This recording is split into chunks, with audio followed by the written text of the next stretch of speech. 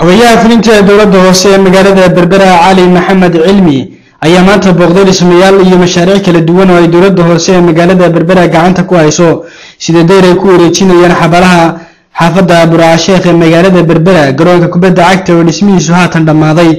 iyo waliba jidad kala duwan oo ay haatan gacanta ku hayaan sidoo kalena waxa uu xogayaha dowladda hoose ee fulinta ee magaalada Berbera waxa uu soo bandhigay gaari nooca xambaara xashiishka kaasi oo uu tilmaamay inay goobo ama weel lagu talagalay xashiishka ay dhigi doonaan goob kasta taasoo uu ka xambaari doono marka xashiishka lagu guro gaarigaasi loogu talagalay waxaanu gaarigan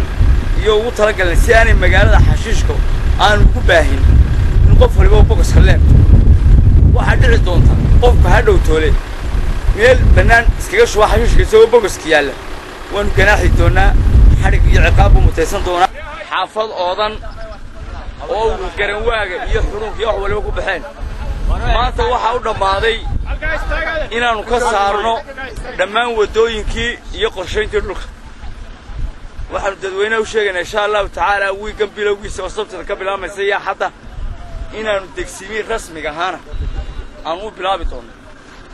oo kalena agaasimaha waaxda maaliyadda ee dowladda hoose ee magaalada Berbera Caawil Cumar ayaa isaguna halkaasi ka hadlay tilmaamayna inay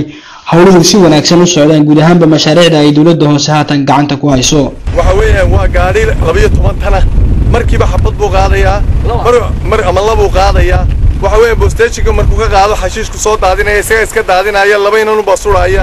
marka waxa weeyaan gaarigan waa gaari maana oo waliba qaaliya oo gawaarida qaaliga ku jira Mareykanka leeyahay Abdikariim Saciid Saalax telefishinka caalamiga ah ee Home Cable TV Berbera.